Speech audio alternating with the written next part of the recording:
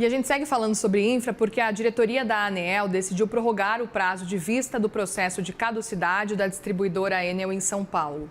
Por 3 votos a 2, os diretores adiaram a discussão por mais 30 dias. A gente vai entender, claro, o impacto dessa prorrogação e principalmente o que esperar daqui para frente desse desfecho do caso com Joísa Dutra, colunista de CNN Infra. Joísa, bem-vinda aqui no Money e uma boa tarde para você. Muito obrigada pela oportunidade, pelo convite e por estrear aqui nessa plataforma, tentando trazer mais elementos aqui para a compreensão de temas importantes, complexos e que são fundamentais para o destino do país. Queria justamente te ouvir sobre esse cenário, essa decisão da ANEEL de prorrogar o processo de caducidade da Enel. Qual que é o impacto disso agora, que pode se estender por mais 30 dias essa discussão? Na verdade, agora a discussão só vai realmente recomeçar daqui 30 dias. Eu vi uma chamada e vi um pouco da fala do diretor-geral. O processo ainda está em discussão. Então, como você reportou, tivemos recentemente uma decisão de postergar, garantir mais prazo para que a companhia possa comprovar o atendimento das condições nas quais ela presta serviço. Isso é fundamental, tem um processo, a segurança jurídica, o que é fundamental para os investimentos no país, ela depende de seguir o devido processo, como reportou o próprio diretor-geral Sandoval, mas essa decisão ainda não houve, é uma decisão sem precedentes, nós estaríamos falando da primeira caducidade numa concessão de distribuição de eletricidade. É um setor que, ao longo desses últimos 30 anos, atraiu muitos investimentos, investimentos fundamentais para levar energia para pessoas e empresas ao redor do país.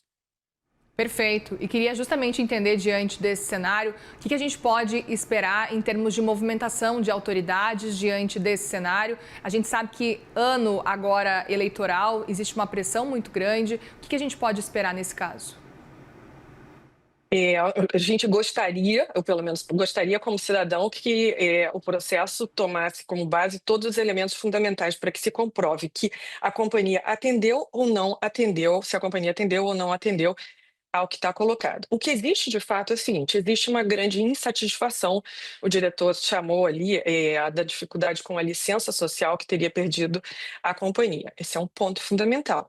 A companhia depende, existe um engajamento da sociedade e a sociedade hoje está desgostosa, aborrecida, entende que a companhia não está conseguindo prestar serviços diante desse cenário de eventos extremos que se tornam cada vez mais intensos e mais frequentes. Mas só gostaria de pontuar que é o seguinte: essa é uma questão estrutural. Nós estamos diante de uma nova realidade. Vários países ao redor do mundo estão apresentando fenômenos, estão vivendo fenômenos semelhantes e estão tendo o seu fornecimento de vários serviços de infraestrutura interrompidos, e essas interrupções se alongam. Então, o desafio é o desafio de desenvolver resiliência. O nosso primeiro ponto foi conectar as pessoas, expandir as redes.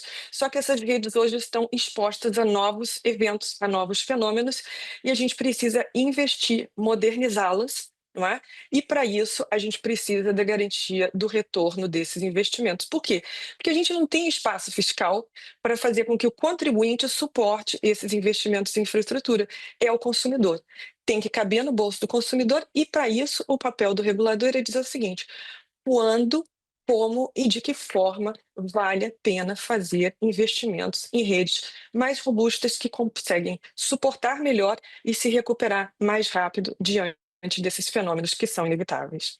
Agora, Joísa, aproveito para te perguntar também, porque a decisão da ANEEL foi apertada, né? 3 votos a 2 especificamente. O que isso pode até revelar com relação a divergências internas e a dificuldade realmente desse processo?